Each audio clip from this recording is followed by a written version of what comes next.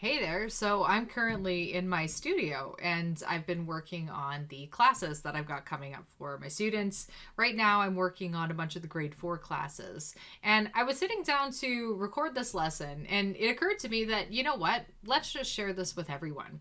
So there's a lesson in my grade 4 class which teaches a piece by Robert Schumann called Little Etude. Now, I'm not going to do a tutorial or anything like that for this piece. That's going to be for the people who are taking the class. But what I thought could be useful and I don't know, maybe a little boring for some of you, so choose your own adventure with this one, is to do a full chord analysis. We're going to analyze the harmony of this piece. This is a big component of what I want the students in my class to be practicing every week with every piece that they learn. And in the interest of time, I don't have like 30-minute tutorials where I break down each and every chord in the entire piece. I sort of get them started. I give some example ones and say, okay, it's up to you. You can figure out the rest. And we talk about it a lot. So hopefully it's not totally bewildering when they're doing it on their own. But I know that these things can be a little dicey. People are often a bit insecure about their knowledge of chords. So I was about to just maybe give them a few of these chords and then move on with our lives and do the tutorial and such. And I thought, you know what? It's a really cool piece. This piece has some really cool chords.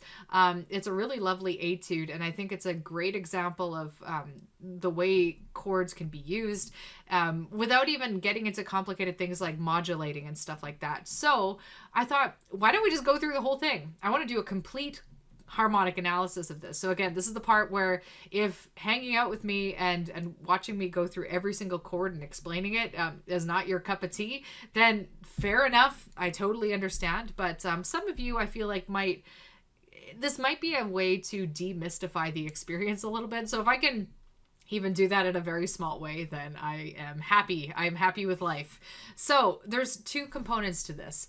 And this is something that we talk about a bit more in the grade 4 class, but just to be brief here, we're going to be doing a functional chord analysis, and we're going to be doing the root quality analysis. Okay, and we're going to do the functional one later. We're going to start with the root quality stuff, which I'm just going to do in a different color. The root quality chords are the way that you know chords already. G chord, D minor, F major. Those are all, that's what the term is. Those are the root quality chords.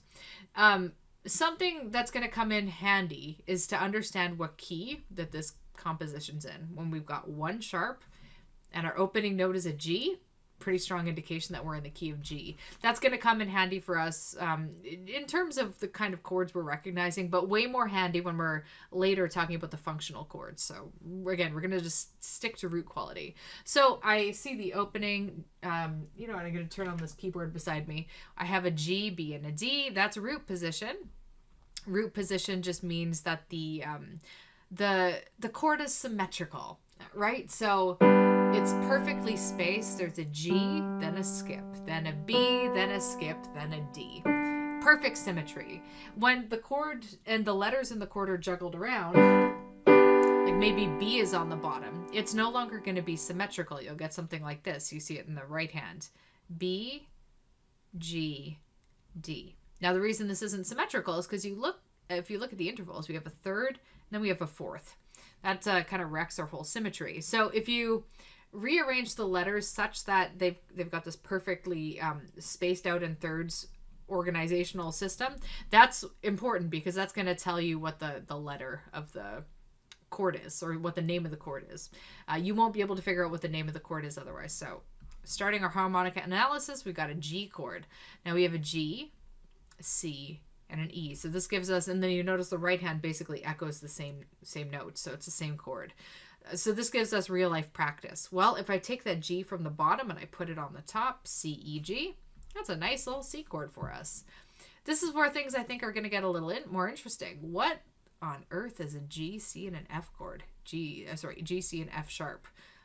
That's not ringing any bells. And then in the right hand, we have A. That's another tone. And then a C. We already have a C spoken for, and an E. So there's a lot of things mashed together that don't seem to belong. So I've got 5 random notes that don't seem to make an obvious chord. I'm going to try to juggle them around and see. Okay, well, C and E form a third. That's nice. A and C form a third. That's nice too. If I stick a G on the top, that also forms a third. I could stick F sharp at the bottom. Now I've got a 5-note chord. What kind of gross madness is that? So there's a couple ways that you could interpret a chord like this. I might think of it as, oh, well, the first half of it, at least, is an F sharp diminished chord. The second half of it is a C chord. So you could think of it as like a polychord, basically 2 chords at once. I mean, I guess you could think of it as an F sharp diminished 9, because it's a sort of an F sharp diminished 7, but we add the 9. That doesn't quite work though, because a diminished chord or an F sharp 7 diminished chord would have an E flat. So we'd have to it makes some indication that the 7 is raised, or the 7th note is raised. That gets us into a whole bunch of, I don't know, just really gross chord labeling. So this is one situation where the chord labeling isn't really going to serve you that well, and you're just going to have to take your pick. I think I kind of like the, I like G as the root here. I'm going to take the cue from, I have G, C.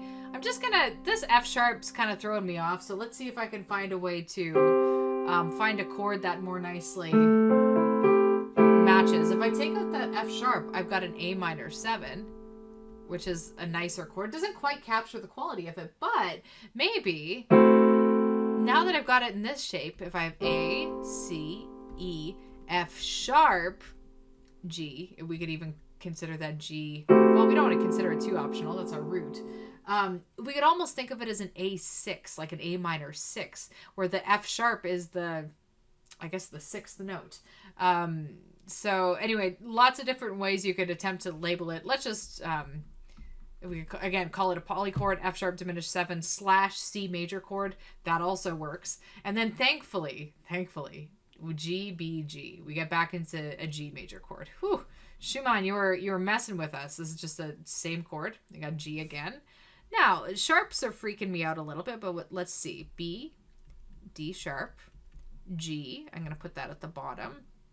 And that's D sharp. Yep, there we go. So this is a new kind of chord. G, B, D sharp. The D sharp is raised. So this is going to be a G, aug, 5. A G augmented 5th. What that means is the 5th note of the chord, regular G chord, is pushed up a half step. Okay?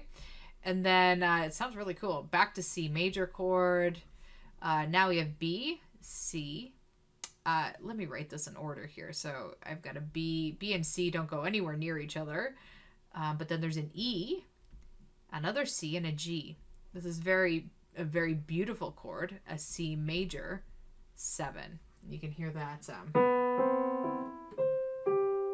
something like that. It's when you hear all the tones together, it adds a little bit of a melancholic vibe onto the regular C major chord. And we have A, C, E, basically A minor. Very nice. G, C, E, A. Okay, so here we go, another 7 chord, because there's 4 tones here. So G, C, E. Remember, I'm always trying to keep things in root position, and there's an A in there too. The A only really fits if I'm separating everything in thirds at the front. This gives us an A minor 7 chord, which actually is a really nice rollover. We have an A minor chord in measure 9, A minor 7 in measure 10, and then in measure 11, we get D, F sharp, A, D, C. So a D7 chord into something that sounds a little bit more tense. This is going to be a G sharp diminished chord. Oh, but wait a second. This part's G sharp diminished, but then this part, B, F, D, is basically a G7. So can we put those ones together and treat that as one chord, or should we treat it as 2 separate chords? Maybe this is a problem that we were having with measure 3. So I could do G sharp, B, D. I'm going to just write that out. G sharp, B, D. We got another B, don't need to duplicate it. F. I could put F on the top. Oh, that's actually, there was only one extra tone there. So what I have now is a 4-note chord. This is totally doable. Let's see. G sharp, B, D, F. That's a G sharp diminished 7, because we're adding the 7th on top. Okay, so that was nice. That was much easier than measure 3. A minor chord, A, C, E. Okay, here's another funky one. C, G, A, E. Beautiful. We came back to that A minor 7. So even though Schumann's changed the patterns here, this is where we start to see some cool stuff happening, where he's using the same chords. So we're hearing, so I'm playing too high, right? And then we switch it to, sorry, everything. Oh, that's why my hands aren't close together.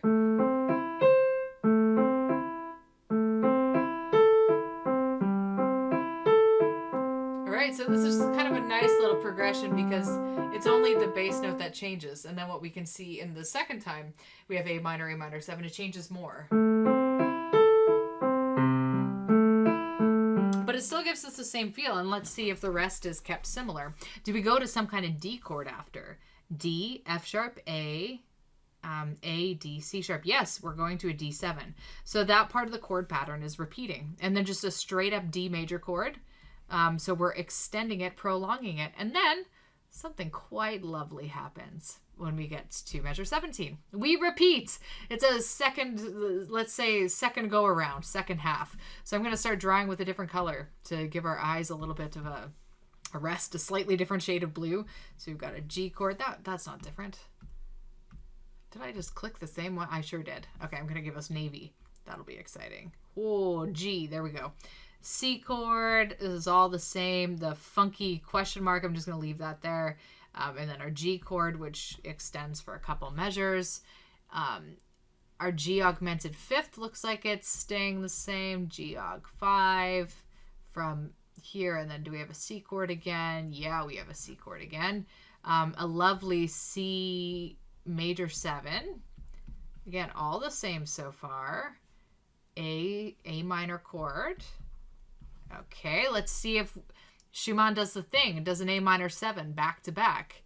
Oh, he changed it. Okay, I think this might be a little bit... Oh, no, I got excited too early. It's the same part. I thought he was going to switch it up on us. Okay, we have an A minor 7. Same. F sharp, A, D. We got a D7 chord, just like we did before. Now, what came after the D7? A G sharp diminished. Yep, that's all the same. G sharp, dim, 7. A, C, E, A minor. So pretty much this is an identical carbon copy repeat of what we've already been seeing so far. I'm going to get to the next page because that's the end of page 1.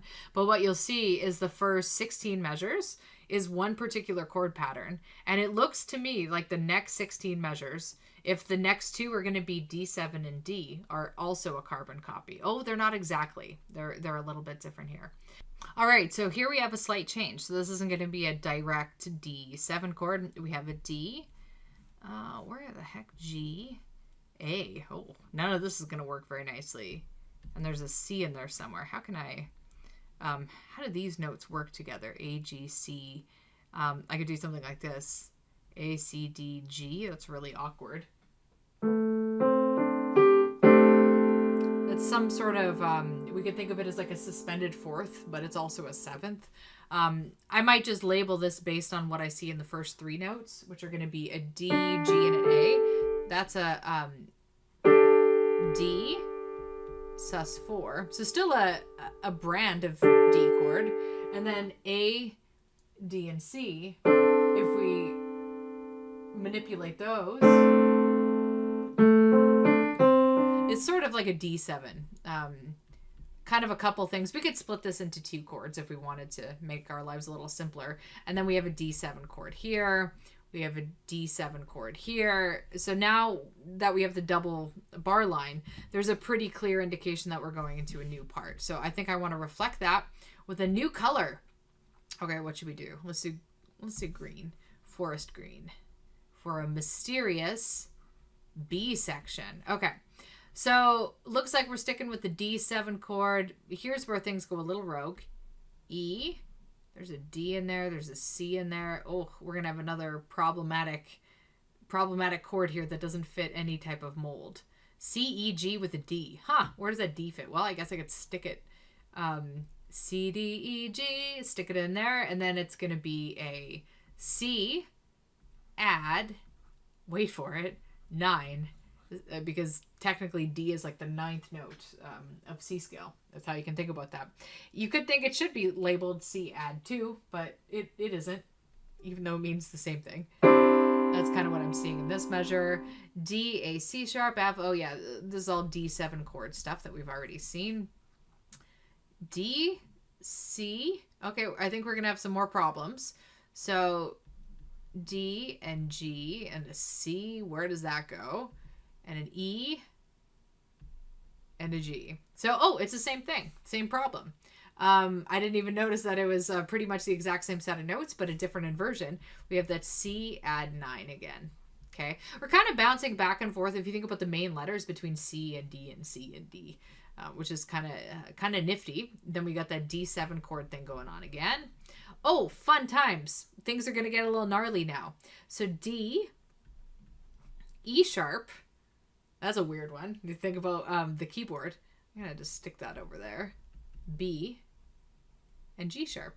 Okay, this very nicely forms a 7 chord. Let's see what 7 chord it is. E sharp, G sharp, B, D.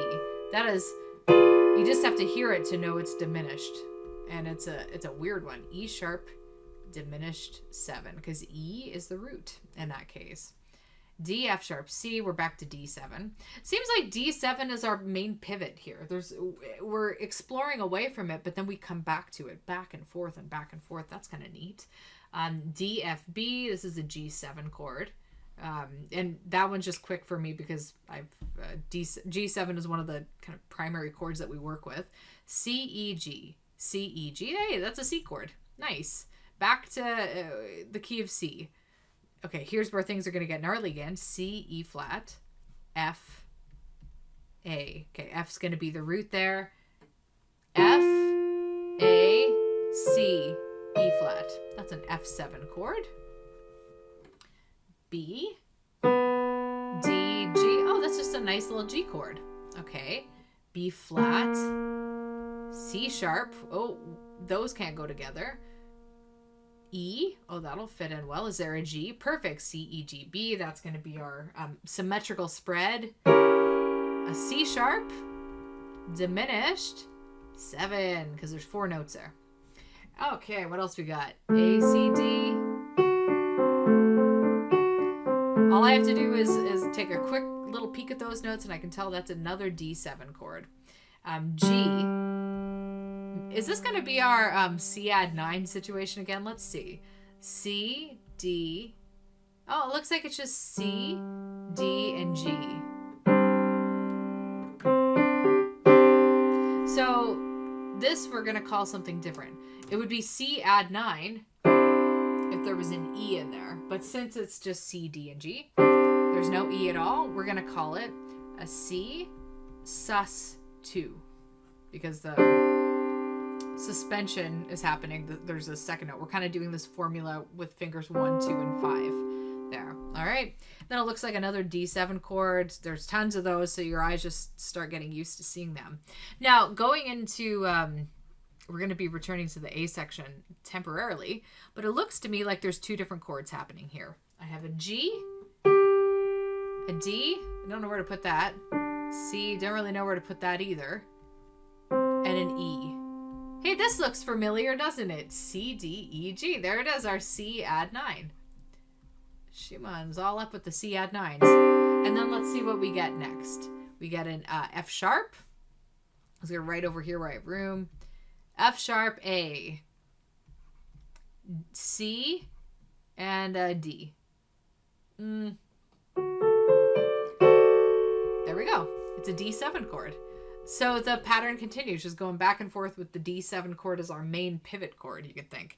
And then let's just do a quick once-over with these chords because they're probably pretty similar to the beginning. I'll go back to G, to purple. So G chord, C chord, the funky one that we might have to go back and take a look at. G, another G. Oh, the one with the funny sharp. This is going to be the augmented 5th one. G sharp. Oh, let me think about this for a second. I'm wrong. B, D sharp. Oh, yep. G, B, D sharp. There we go. Yep. So G, Aug 5, and then C chord. Nice. C, this one's almost, I think we're going to have a little change here because this would have been our C major 7, B, but it's not. So B, D, E. I hope there's, oh good, there is a G sharp in there. Okay, so that's a 7 chord. E7, A, C, E, A minor. Now it looks like we're doing kind of the same thing in this measure.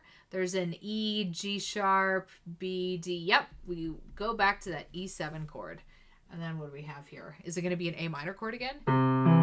A, C, E. Yeah, it is. A minor. C sharp, G, A, E. So again, rearranging those chords so it's all in root position. This is going to be an A7, A, C sharp, E, G. Yep. Okay, let's see what's going on here. Is this going to be my suspended chord? So I have a D, an A, and a G. Okay, so D suspended 4. D sus 4. And the reason it's a 4 this time is because if you think about the shape of the notes, the D would be 1, then we have a larger interval. This G would be 4, and the A would be 5. 1, 4, 5. The fourth is the one suspended now. And then we get to our, it looks like our D7 chord with a B in there for some reason. That note doesn't fit the pattern, but I'm sure it'll sound kind of cool. Let's see. That does. We might just consider that a non-chord tone because it seems like the rest of the harmony is holding strong for D7. And then we finish with a G chord. Whoa, okay, so we just went through every single chord. Now I'm feeling annoyed. I want to deal with this one chord that's causing me heartache. I'm sad about it, so I'm going to erase everything I have written down so far. And let's see if we can figure out what would make the most sense here. And what note could we omit and make this more like a non-chord tone? One thing I notice a lot in this piece is a lot of A minors. A minor chords are abundant throughout here. There's probably like a dozen A minor chords. Might be overstating it a little bit. But I wonder if I'm just looking at the last 3 notes, A, C, E, that's an A minor chord. So I'm tempted to identify this as an A minor 7 because we have 4 notes of that. So we have A minor, A, C, E, but then we also have the G, which is our root. And I don't want to get rid of the first note in a measure tends not to be one that we would want to omit or consider not a chord tone. The one that I think is the one that doesn't belong is kind of what my instincts were before too. Let's get rid of this F sharp. That's the non-chord tone because even though it's adding some color and some interest, I wouldn't want the sound without it. I think that's really pretty, but there's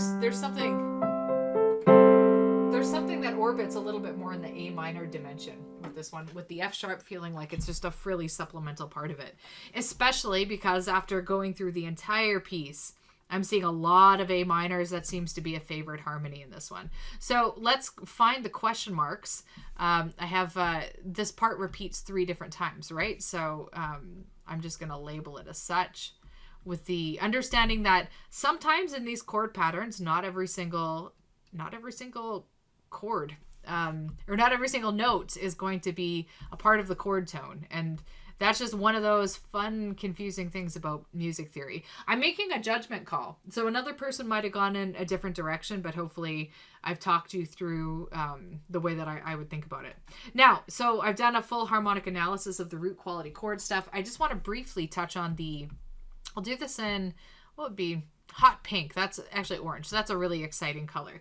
So we're going to talk about the functional chords. Now, all this means is that since we're in the key of G, I'm just going to practice looking for the 3 most important chords in this key. So in the key of G, that's going to be the tonic. That's going to be the subdominant, which is C, and that's going to be the dominant. So any iterations of C chord or G chord or D chord, I want to label as such. Now, I'm not sure. This is I might not see a lot of them, right? I see some G's and some C's. Do I see any Oh, there's a C over there, so I'll label that with the subdominant. You know, C major 7, it's sort of a subdominant chord, right? It's a variation of C. Lots and lots of A minors. Oh, there's my first dominant. There's the D. A minor. There's another dominant over here, another dominant here. And you'll notice, this is a really important thing that you'll understand about the structure of chords, is that they often, the 5-to-1, going from the dominant to the tonic often happens around section changes. So you'll notice this, see where the squiggly line is where we started anew? This D7, D to G, that's 5-to-1. We're doing the dominant to tonic progression at the change. You're probably going to notice that when we go through the other parts as well. Sure, G augmented 5th, I guess that's a variety of a G chord. C is going to be our, is going to be our subdominant. I'll label it as such. C major 7, again, same kind of deal. We could just label it as we could label it with a 7 like this if we wanted to be accurate, or like totally accurate. Dominant 7. Let's see what else we got here, functional chord symbol wise. Oh, here we go again. So we're finishing the A section with a dominant 7th chord. But what's really interesting is we're picking up the start of the B section, not with the tonic, but Schumann's doing something different with us. He's just basically taking us with the dominant 7th and alternating chords in between it. C add 9, we could also imagine that as a type of subdominant chord, right? So I'm going to label those as well. There's some weird little detours that we're not going to get into. Like, why is there a G7 chord there and then a C and then an F7? We've temporarily shifted keys. He's kind of taking us on a tour through different keys. So I'm going to mostly ignore that part. But then, D7 back to the dominant. There's a C suspended too. That's a sort of C chord in this piece. That's a subdominant. D7 back to the dominant. C again, a variety. C add 9. There's probably a proper way to label that I wouldn't know right now. Dominant 7, and then we're back to the beginning, back to the key of G. Oh, I guess I forgot to label this one. I could have done that as well.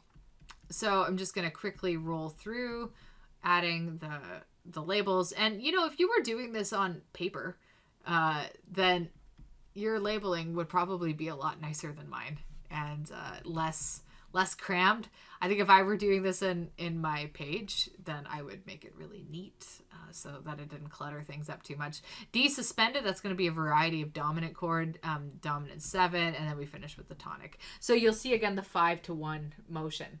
Now, one thing you'll notice, even though Schumann takes us on a tour through a lot of different chords, the D chord, or the D7, is strongly represented in this piece. I'd say it's more common even than G chords. If I were to do a count, I'm very confident that there's more Ds or D7s or D suspended or whatever than there are any type of G chord. So this this little etude has a very strong dominant pull, which means it's building a lot of tension. Also, when you see things like augmented chords, diminished chords, those are also very tension building kind of chords. And it's beyond the scope of what we're talking about today to go into the modulations and stuff like that.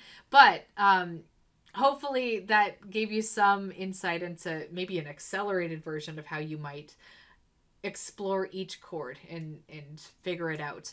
One thing I should add, I should have said this at the beginning, but I didn't, is if you don't know anything about chords, this is going to be way over your head. You'd need to backtrack and see some of my videos about major and minor chords, how to identify diminished chords, and I believe I also have a video about identifying different types of 7 chords. If you don't have any type of foundation with that, again, this is a grade 4 level tutorial I'm giving you, you're going to be a little bit lost. So I would recommend checking out, getting some foundational level chord knowledge before trying to tackle a piece like this. But this is how I want my grade 4 students to approach every single piece that they learn pretty much this term, and how I'd recommend to you just to practice identifying chords, because it allows you to see internal patterns and will be just enormously helpful to you. The quicker you're able to identify chords, recognize them, play them, that's one aspect of musical fluency that will only benefit you. So anyway, I'm going to wrap this up. Thanks for hanging out with me if you decided that was how you're going to spend some of your time today, and I'll catch up with you guys in the next one.